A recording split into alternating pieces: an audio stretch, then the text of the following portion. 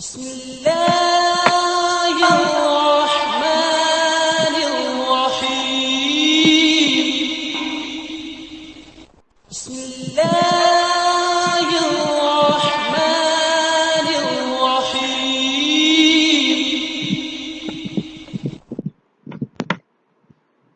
मशकी set 5.4 और मजमूई सवालात 5 के सवालात इसमें हम लोग सॉल्व करेंगे।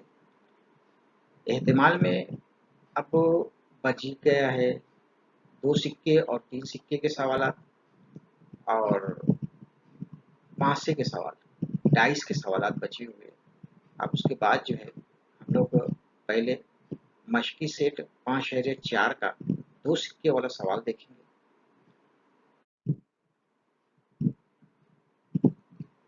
मजमूई सवालात, ये मशकी सेट 5.4 का एक सवाल है। सवाल इस तरह से है, 2 सिक्के बैक वक्त उछाले गए, दर्ज झैल वक़ुओं का एहतिमाल मालूम करना है। दर्ज झैल वक़ुओं का एहतिमाल मालूम करना है इसमें। अब वो एहतिमाल किसका मालूम करना है? कम से कम एक चत हासिल होता है, दूसरा है एक भी चत हासिल नहीं होता। अब हम लोगों को पता है सिक्के के 2 रूप होते हैं, एक होता है हेड, एक होता है टेल। हेड को चत बोला जाता है और टेल को पट बोला जाता है। 2 सिक्के हैं, 2 सिक्के रहेंगे तो कितना वो नमूना औसत हो जाएगा। 2 सिक्कों को, ये 2 सिक्कों को जब उछाला जाएगा, H H T H T T और एच टी, ये 4 जो रहेंगे उसके नमूना औसत के अरकान की तादाद रहेगी। तो नोट पहले देख लो। नोट में एक लिखते हैं हम लोग कि कम से कम एक चत का मतलब क्या होता है और ज़्यादा से ज़्यादा एक चत का मतलब क्या होता है। कम से कम एक चत का मतलब एक या एक से ज़्यादा चत, और ज़्यादा से ज़्यादा एक का मतलब एक चत या कोई चत नहीं, लेकिन एक चत से ज़्यादा नहीं। नमूना औसत फर्ज करो, नमूना औसत क्या है? एस है। नमूना औसत एस है और एस क्या हो जाएगा? S is equal to H H H T T H और टी टी। ये 2 सिक्कों को उछाला जाएगा, 2 सिक्कों को जब उछाला जाएगा इस तरह से, यही कोई इम्कानात हो सकते हैं, इसके अलावा इम्कानात नहीं हो सकते दोनों सिक्कों पर देखने का। एक सिक्के पर एच रहेगा, दूसरे सिक्के पर एच रहेगा। एक सिक्के पर एच रहेगा, दूसरे सिक्के पर टी रहेगा। एक पहले सिक्के पर टी रहेगा तो दूसरे सिक्के पर एच रहेगा, या दोनों पर टी टी रहेगा, या दोनों पर पट पट रहेगा। अब इसके अंदर ये जो याद कर लेना तुम लोग, इस तरह से 2 सिक्के वाले सवाल रहेगा। एक सिक्के का तो कोई मसला ही नहीं। एक सिक्के का जो 2 नमूने औसत रहेगा, एच टी रहेगा, या तो एच आएगा, या तो चत आएगा, या तो पट आएगा, दूसरा कुछ हो ही नहीं सकता। अब यहाँ पर जो है इसके अंदर नमूने औसत एस के अरकान की तादाद मसावी 4, number of S is equal to 4 हो जाएगा। अब यहाँ पर हम लोग जो है एक फर्ज करेंगे कि फर्ज करो ये ऐसा वक़ुआ है जिसमें कम से कम एक चत हासिल होता है। फर्ज करो कि या कम से कम एक चत हासिल होने का वक़ुआ ए है, वक़ुआ ए है। इसलिए इसलिए number of A is equal to H H H T और टी एच, कम से कम एक चत। यहाँ पर हम लोग नोट में बता दिए गए कि एक चत, कम से कम एक चत का मतलब क्या होता है। उस बिना पर हम लोग जो है यहाँ पर एक मालूम कर लिए, और उसके बाद जो है नंबर ऑफ ए मसावी 3, प्रोबेबिलिटी ऑफ ए का एहतिमाल मसावी होगा वक़ुआ ए के अरकान की तादाद बटे वक़ुआ या नमूना औसत के अरकान की तादाद। ए का एहतिमाल मसावी होगा 3/4 की। उसी तरह से अब दूसरी बार फर्ज करेंगे, फर्ज करो बी ऐसा वक़ुआ है जिसमें एक भी चत हासिल नहीं होता। एक भी चत हासिल नहीं होने का वक़ुआ बी है, इसलिए बी जो रहेगा, B is equal to T T. इसलिए number of B is equal to 1, number of B is equal to 1। इसलिए probability of B is equal to number of B upon number of S, और B का इस्तेमाल 1/4 होगा। जवाब लिखेंगे। जवाब किस तरह से लिखेंगे? जवाब लिखेंगे probability of A is equal to 1 3/4 और probability of B is equal to 1/4। अब 5/4 का दूसरा सवाल है। 5/4 का दूसरा सवाल किस तरह से है उसको जरा देख लो। ये दो पांसे वाले सवाल है। दो पांसे का सवाल थोड़ा सा उसमें तो बहुत ज़्यादा कुछ रहता है, तो उसमें थोड़ा सा प्रॉब्लम आ जाता है, इस बात को याद रखना। दो पांसे के सवाल में, दो पांसे के सवाल के अंदर दो पांसे को बैक वक्त फेंका जाएगा। पांसे के जो होते हैं, जो डाइस जिसको तुम लोग बोलते हो, जो आप लोग जो लूडो खेलते हैं, आजकल तो सब गेम भी ऐसे हो गए जो मोबाइल में खेले जाते हैं। अब तुम लोग बचपन में शायद खेलते होंगे लूडो, किस तरह से होता है, सांप सीढ़ी जो होती है वो भी खेले होंगे। तो उसमें जो है तुम लोग जब फेंकते तो उसपे डॉट डॉट आते थे, एक डॉट आता था तो तुम लोग एक मानते थे, दो डॉट आते थे दो मानते थे। ऐसी जो 6 रूप होते हैं उसके, और 6 रूप में से हर रूप पे अलग अलग नुक्ते बने होते हैं। उन नुक्तों की काउंटिंग से हम लोग उतने खाने आगे चला करते थे। तो पासा डाइस का मतलब समझ लो पहले, पासा वो पासा है, वो डाइस है। अब हम लोग तो एक ही फेंका करते थे उसके अंदर, दो फेंकेंगे तो किस तरह से आएंगे, हल करेंगे। दो पांसे बैक वक्त फेंके गए, दो पांसे बैक वक्त फेंके गए, इसलिए नमूने औसत ऐसे है। उसके अंदर लिखेंगे हम लोग। अरे इसको इसको याद कर लो जरा सी। इसको किस तरह से याद कर लेंगे, इसको याद इस तरह से कर लेंगे कि जैसे यहाँ पर एक लिखे हम लोग, एक एक एक एक एक एक, फिर उसके बाद एक दो तीन चार पाँच छः, फिर उसके बाद से ऐसे यहाँ से एक दो तीन चार पाँच छः लिखो, एक एक एक एक लिखो, ऐसा लिखो। या इस तरह से लिखेंगे वापस से एक, और दूसरा देखो, जरा से ध्यान से सुन लो फिर से एक मतलब, देख लो दूसरा कैसा आया।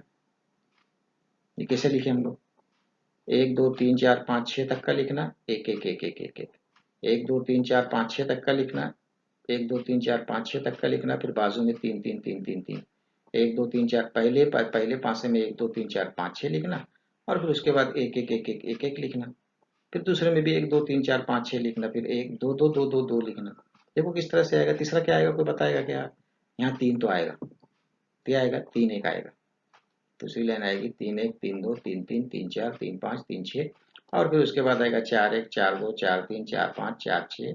उसके बाद आएगा पाँच एक पाँच दो पाँच तीन पाँच पाँच पाँच छः, और उसके बाद पाँच छः एक छः दो छः तीन छः चार छः पाँच और छः छः। टोटल अरकान की तादाद जो है वो कितनी हो जाएगी, 6 हो जाएगी। नमूना औसत के अरकान की तादाद जो है 36 हो जाएगी। और उसके बाद जो है हम लोग यहाँ से ये वक़ुए कौन से दिए, ऊपरी रुकों के आदाद का मजमू कम से कम 10 है। कम से कम 10, कम से कम 10, और इससे पहले नोट में हम लोग पढ़ चुके कम से कम 10 का मतलब क्या होता है। 10 होना चाहिए, 10 चलेगा, कम से कम 10, 9 नहीं चलेगा, 9 नहीं चलेगा, 10 चलेगा, 11 या 12, और ज़्यादा से ज़्यादा 12 ही होते हैं इसमें, ज़्यादा से ज़्यादा 12 ही होते हैं। इसलिए अब हम लोग जो है फर्ज करो कि ई ऐसा वक़ुआ है कि ऊपरी रुकों के आदाद का मजमू कम से कम 10 है, 10, 11 या 12।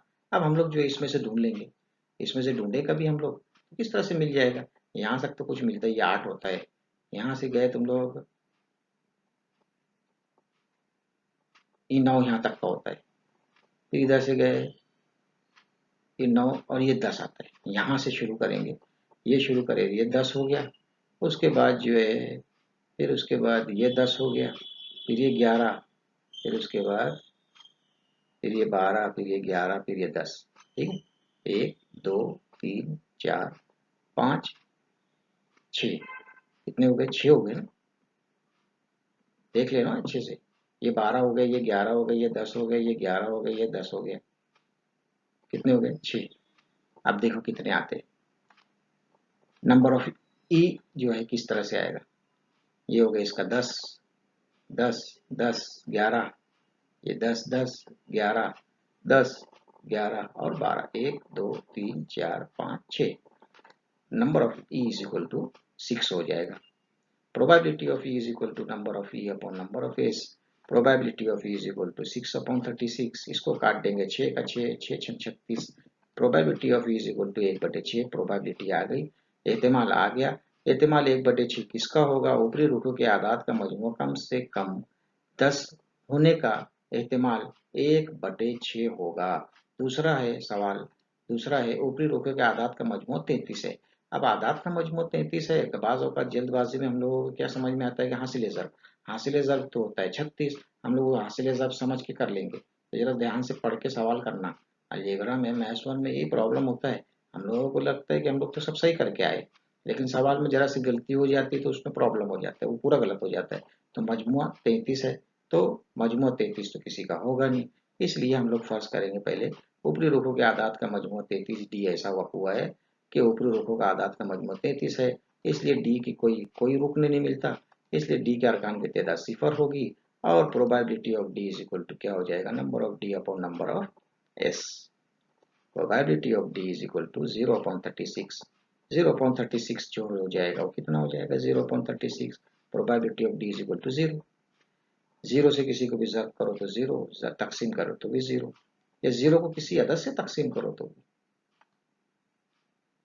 0 को किसी अदद से तकसीम करेंगे तो भी ऐसी होगा। अब उसके आगे जब आएगा जवाब, उसके आगे किस तरह से होगा, उसके आगे अब यहाँ पे तीसरा है, पहले पासे का अदद दूसरे पासे से बड़ा है। यहाँ पे जरा ध्यान से सुनिए, पहले पासे का अदद जो रहेगा 2, ये दूसरा पासा ये पहले पे 1 दूसरे पे 1, पहले पे 1 दूसरे पे 2, पहले के 1 दूसरे पे 3। तो यहाँ पे क्या बोला जा रहा है, पहले पासे का अदद दूसरे पासे के अदद से बड़ा है, पहले बड़ा रहना चाहिए। तो क्या हो जाएगा, पहला 2 1 3 1 3 2 4 1 4 2 4 3 5 1 5 2 5 3 5 5 6 1 6 2 6 3 6 4 6 5, ये इतने तो हो गए। क्या है, पहले पासे वाला बड़ा है, पहले पासे वाला बड़ा है, इसलिए फर्ज करेंगे हम लोग। फर्ज करो कि एक ऐसा वक़ुआ है एम जो जिस पर पहले पासे का हासिल होने वाला अदद दूसरे पासे के अदद से बड़ा है, इसलिए एम बराबर हम लोग ने यहाँ पे देखे क्या लिखे थे, और वो लिख लेंगे हम लोग। यहाँ पे लिख लिए हम लोग, क्या लिख लिए, 2 1 3 1 4 1 5 1 6 1, सब देखेंगे तो यहाँ पे जो है पहले पासे का जो है 6 है, ये इससे बड़ा है दूसरे पासे के। 3 2, ये 3 2 से बड़ा है, 4 2 से बड़ा है, 5 2 से बड़ा है, 6 2 से बड़ा है, पहले पासे का इससे बड़ा है, दूसरे, है ना, ये पूछा गया था, पहले पासे का था दूसरे पासे के से बड़ा है। अब यहाँ पे इसकी काउंटिंग करें तो कितना हो जाएगा, 1 2 3 4 5 6 7 8 9 10, उसकी काउंटिंग करके लिख लेंगे। तो number of D is equal to कितना हो जाएगा, number of M is equal to कितना हो जाएगा, 15। अब 15 होने के बाद probability of M is equal to 15 M number of M upon number of S, मतलब एम के अरकान की तादाद बटे एस के अरकान की तादाद जो रहेगी वो होगा एम का एहतिमाल। एम क्या है, कौन किसका एहतिमाल होगा, पहले पासे के अदद और दूसरे पासे के अदद से बड़ा होने का एहतिमाल जो रहेगा उसकी कीमत रखेंगे हम लोग 15/36। इसको काट देंगे 3 से, 3 पंजे 15 और 3 एका 3, 3 दूनी 6, 5/12 जवाब आ जाएगा। और ये जवाब जो है किसका जवाब आएगा, ये एहतिमाल probability of M is equal to 5/12, पहले पासे का अदद दूसरे पासे के अदद से बड़ा होने का एहतिमाल 5/12। पूरा जवाब तरतीब से लिख लेना, इस तरह से लिखेंगे, पहले जवाब लिखेंगे जब हम लोग जब 16वां सवाल मजमूई सवाल का सवाल है ये।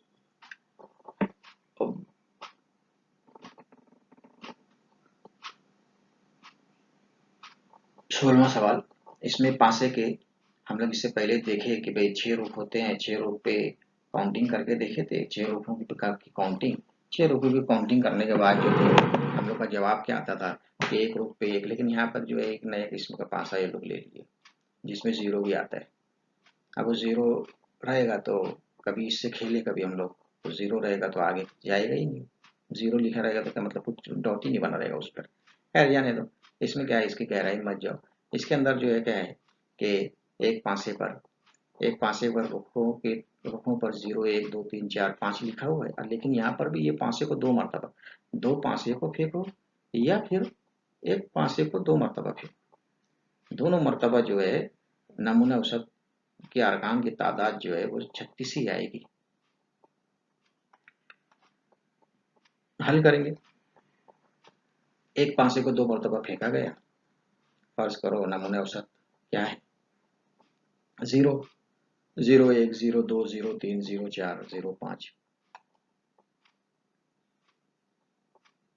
फिर उसके बाद 1 0 0 1 0 1 2 3 4 5 लिख लेना, जैसे इससे पहले लिखे थे 0 1 2 3 4 5 लिख लेना, 0 0 सबके साथ में लिख लेना, 0 1 2 3 4 5 लिख लेना, एक सबके साथ लिख लेना। दूसरा, अब उसके बाद जो है 4 0 4 1 4 3 4 4 4 5, उसके बाद 5 0 5 1 5 2 5 3 5 5, और उसके बाद number of S is equal to 36, number of S is equal to 36। नमूना औसत के अरकान की तादाद 36 होगी। अब यहाँ पे जो है सीधा सा सवाल है, ये एक ही छोटे ही सवाल है, 5 2 मरतबा फेंका गया, उस पर स्टार बने हुए सवाल जो रहते वो जरा हाई लेवल के सवाल होते। ऊपरी रुखों पर आने वाले आदात का हासिल है सिफर है, मतलब ये कि ये दोनों के ज़रब करके देखने का, सिफर कहाँ आएगा, सबकी ज़रब करके देखेंगे कुछ ना कुछ अदद आएगा, लेकिन जहाँ जहाँ सिफर है तुम लोग वो सब ले लिए कभी, तो हम लोग का जवाब आ जाएगा 1 2 3 4 5 6 7 8 9 10 11, 11/36 जवाब आएगा सीधे एकदम, लिख सकते हैं हम लोग डायरेक्ट, यहाँ से यहाँ से, और बिगर उसके पढ़े। अब हम लोग लिखेंगे, फर्ज करो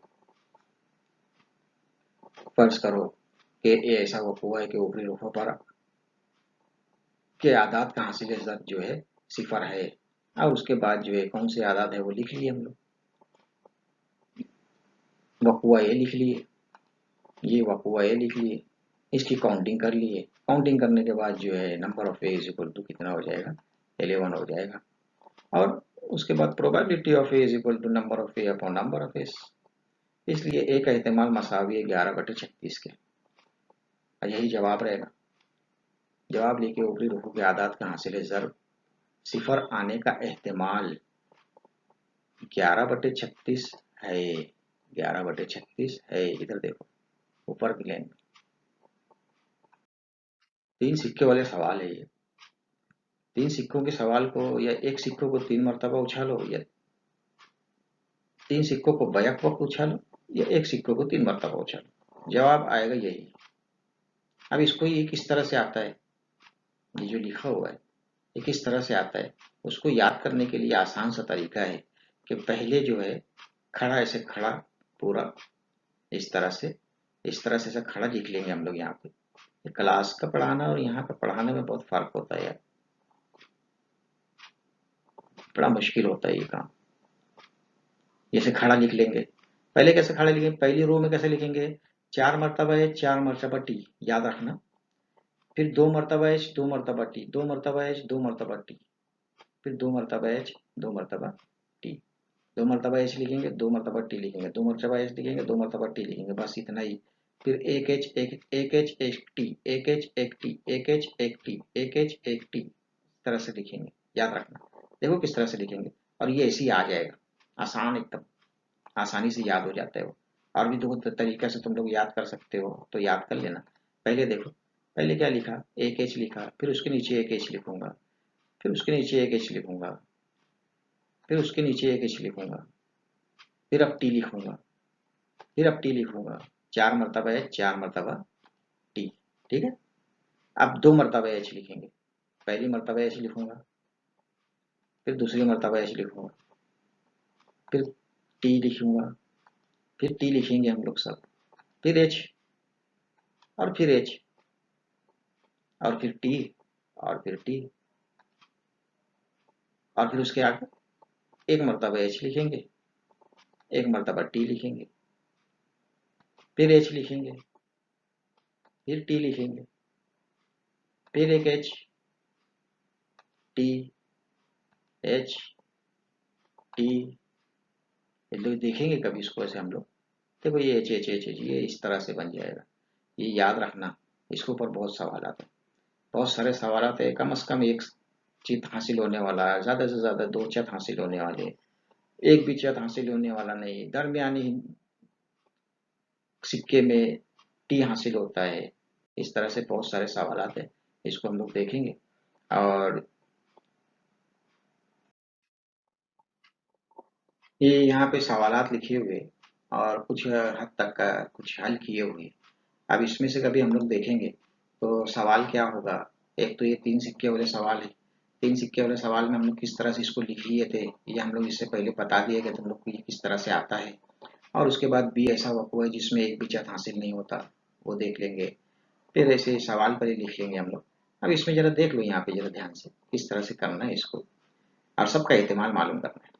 सबका एहतिमाल हम लोगों को मालूम करना है। एहतिमाल मालूम करने के लिए अब सबसे पहले सवाल क्या है, सवाल जो है, सवाल इस तरह से 3 सिक्के बैक पे उछाले गए मंदर इधर का एहतिमाल मालूम कीजिए। नंबर 1 है कम से कम 2 चत हासिल होना चाहिए, कम से कम 1 मरतबा चत जाहिर होना चाहिए, और ज़्यादा से ज़्यादा 2 मरतबा चत जाहिर होना चाहिए, और एक भी चत हासिल नहीं होता है, और दूसरे सिक्के पर चत हासिल हो, फिर दरमियानी सिक्के पर पट हासिल हो, फिर सिर्फ 2 चत हासिल होने वाला। अच्छा, ये एक चीज़ याद रख लो, ये दोनों सवाल जो है ना तकरीबन एक जैसा रहेगा। देखना इधर से ध्यान से देख लो इसको, अच्छे से देख लो इसको किस तरह से है ये। दोनों का एक ही जवाब आएगा और दोनों का 7/8 जवाब आएगा, और कम से कम 2 चत हासिल होने का वक्त हुआ।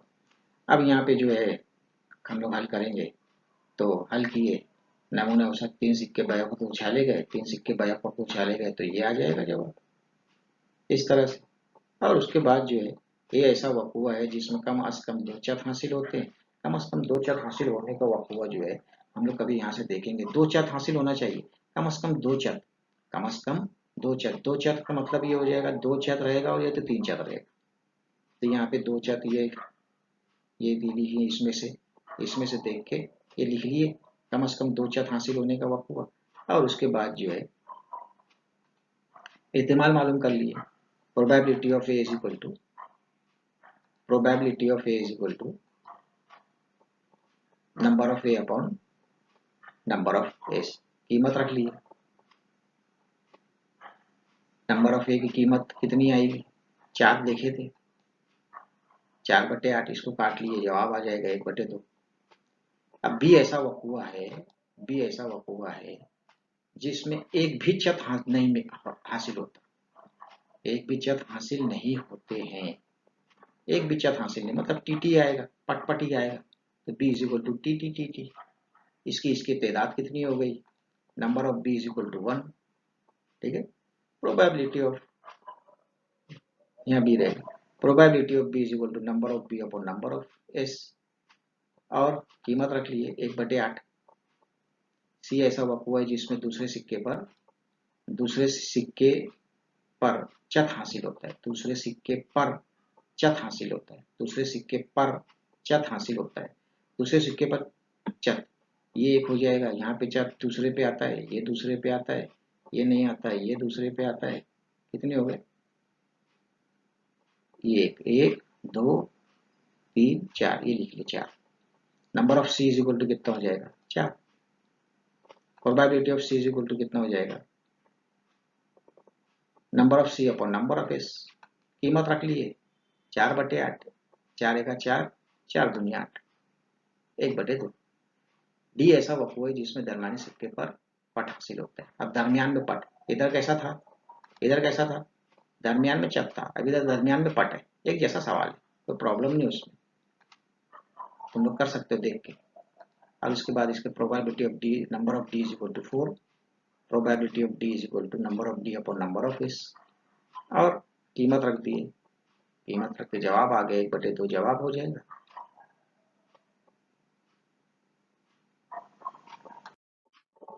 फिर 3 सिक्के बैक वक्त उछाले गए या एक सिक्का 3 मरतबा उछाला गया, तो उसके कुछ मजीद सवालात में से ये सवाल है, ई ऐसा वक़्फ़ा है जिसमें सिर्फ 2 चत हासिल होते हैं, सिर्फ 2 चत हासिल होने वाला वक़्फ़ा, यहाँ पे इसको लिख लिया हम लोग, इसमें से देख के, ये सिंपल पिछले सवाल की है ये। उसके बाद जो है number of E is equal to कितना हो जाएगा, 3 हो जाएगा, और probability of E is equal to number of E upon number of S, probability of E is equal to 3/8, probability of E is equal to 3/8। F ऐसा वक़्फ़ा है जिसमें कम अज़ कम 2 चत हासिल होते हैं, 2 ही चत हासिल होने वाले वक़्फ़ा, कम अज़ कम 2 चत या 3 चत चलेगा। 4 है, number of F is equal to 4, probability of F is equal to number of F upon number of S. Probability of F is equal to 4/8। Probability of F is equal to probability of F is equal to 1/2। G ऐसा वक्र है जिसमें कम से कम एक मर्तबा पट हासिल होती है। इसको हल कर लेंगे आगे। ये आगे हल हो जाएगा, 7/8 जवाब आ जाएगा।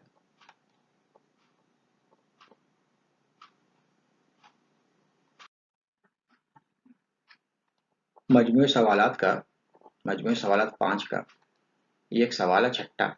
एक बॉक्स में 5 सुर्ख कलम, 8 नीली कलम कलम और 3 सब्ज कलम है। बेतरतीब तरीके से मुजतबा को एक कलम निकालना है, तो एहतिमाल मालूम कीजिए कि निकाला गया कलम नीला है। नीला कलम का बताना है। टोटल कितनी कलम है? 5, 8, 13 और 3, 16। कलम कौन से निकालेगा? वो नीला। 8 निकालेगा, 16 है, 8/16। अब इतना तो आना चाहिए हम लोगों को ना, है ना। हल करो, लिखना शुरू करो। यहाँ पे 5 सुर्ख कलम मतलब फर्ज कर लेंगे, सुर्ख को फर्ज कर लेंगे R1, R2, R3, R5। 5 सुर्ख कलम बिलतरतीब R1, R2, R3, R4, R5 और 8 नीले कलम मतलब B1, B2, B3, B4, B5, B6, B7, B8। 3 सब्ज कलम मतलब क्या हो जाएगा? G1, G2, G3। नमूना औसत सबकी ले लिए, नमूना औसत लिख लिए सब साथ में, एक साथ सब। टोटल कितने हो गए गिने तो पहले ही यहाँ पे। 8, 5, 13, 3, 16। Number of S is equal to 16। Number of S is equal to 16। और मुश्तबा क्या करता है? सिर्फ नीला कलम निकालने का इतना। नीले कलम कितने हैं? 8 है, तो यही लिखना पड़ेगा हम लोगों को। प्रोबेबिलिटी में इसकी मालूम करना है। कोई भी एक अल्फ़ाबेट लेके फर्ज कर लेंगे हम लोग। अब लिखिए, ऐसा वक़्वा है कि मुश्तबा एक नीला कलम निकालता है। ये ऐसा वक़्वा है जिसमें मुश्तबा जो है एक नीला कलम निकालता है। तो नीला कलम निकालेगा तो कौन सा है? लिखेंगे A is equal to B1, B2, B3, B4, B5, B6, B7, B8। Number of A is equal to 8। Probability of A is equal to number of A upon number of S. A का एहतिमाल बराबर हो जाएगा 8/16। 8 एक 8, 8 दूनी 16। मतलब मुस्तबा का निकाला हुआ कलम का जो एहतिमाल है 1/2 होगा। जवाब लिख लेंगे। मुस्तबा के जरिए निकाला गया एहतिमाल, कलम निकालने का एहतिमाल, नीला कलम निकालने का एहतिमाल 1/2 है। ये एक मजमूए सवालात का सवाल है। मजमूए सवालात 5 का सवाल। एक चक्री घुमाने के खेल में जब चक्री घुमाते हैं तो चक्री पर लिखे हुए आदाद 1, 2, 3, 4, 5, 6, 7, 8 में से चक्री साकिन होने के बाद किसी एक अदद पर अशारिया तीर रुकता है, वो वक़्वा है। मुमकिना वक़्वा है। मंदर ऐसे वक़्वों का एहतिमाल मालूम कीजिए। ये चक्री है, चक्री के अंदर जब ये तीर घूमेगा, इस तरह से तीर घूमेगा तो कहीं पे एक पे रुकेगा, 2 पे रुक सकता है, 1 पे रुक सकता है, कहीं भी एक तरफ रुकेगा। अब उसमें जो है फिक्स बताया गया पहली मर्तबा में, तो क्या बताया गया कि वो कहाँ पे रुकता है? 8 पे रुकता है। तो कितने इम्कानात है? नमूना औसत क्या हो जाएगा? एस क्या हो जाएगा? 1, 2, 3, 4, 5, 6, 7, 8। सीधा चक्री पर 8 आदाद हैं, इसलिए नमूने औसत एस बराबर 1, 2, 3, 4, 5, 6, 7, 8। ए ऐसा वक़्वा है। Number of A is equal to 8। 1, 2, 3, 4, 5, 6, 7, 8। फर्ज करो ये ऐसा वक़्वा है कि तीर जो है 8 पर ठहरता है, तो ए इज इक्वल टू 8। अब उसके बाद जो है ए इज इक्वल टू 8 हो जाएगा और number of A is equal to कितना हो जाएगा? 1। Probability of A is equal to number of A upon number of S is equal to number 1 upon 1/8। अब बी ऐसा वक़्वा है, अब बी ऐसा वक़्वा है कि वो ताक़दत पर रुकता है। अब उसमें से ताक़दत निकालने का कौन से ताक़दत है? 1, 3, 5, 7। 1, 3, 5, 7। अब लिखिए हम लोग बी ऐसा वक़ुआ है, तीर किसी ताकत पर ठहरता है, इसलिए B 1 3 5 7। Number of B is equal to कितना हो जाएगा? Number of B is equal to 4। Probability of B is equal to number of B upon number of S. Probability of, यहाँ पे ज़ाब्ता लिखेंगे, यहाँ पे ज़ाब्ता लिखेंगे हम लोग, आ जाएगा, लिख लेंगे, बाद में लिख लेंगे कभी। Probability of B is equal to, यहाँ पे लिखना है हम लोग को, probability of B is equal to number of B upon number of S. कीमत रख के जवाब आया probability of B is equal to 1/2। और उसके आगे क्या बोला है आचार्य? किसी दो अदद से, दो से बड़े पे रुकता है, दो से बड़े पे रुकता है। तो सी ऐसा वक़ुआ है जिसमें तीर दो से बड़े किसी अदद पर ठहरता है। दो से बड़ा अदद कौन सा है? दो से बड़ा अदद कौन सा है? 3 4 5 6 7 8। 3 4 5 6 7 8 कितने हो गए? 6। Number of C is equal to कितना हो गया? 6। और प्रोबेबिलिटी ऑफ, यहाँ पे ज़ाब्ता लिखेंगे, probability of C is equal to, यहाँ पे ज़ाब्ता लिख लेंगे, probability of C is equal to number of C upon number of S. कीमत रख दी है, प्रोबेबिलिटी ऑफ सी की कीमत रख दी है और इसको काट दिए, जवाब आ जाएगा प्रोबेबिलिटी ऑफ 3/4। 2 से काट दिए, 2 तिया 6, 2 चौका 3/4। और ए ऐसा वक़ुआ है जो 9 से छोटे अदद पर ठहरता है। 9 से छोटा अदद कौन सा है? 9 से छोटा अदद कौन सा है? सब 9 से छोटे है, पूरे लिख लेंगे हम लोग, डी में पूरे लिख लेंगे। D is equal to 1 2 3 4 5 6 7 8। Number of D is equal to कितना हो जाएगा? Probability of D is equal to, ज़ाब्ता लिख लेंगे। अब ज़ाब्ता, जवाब लिख लीजिए।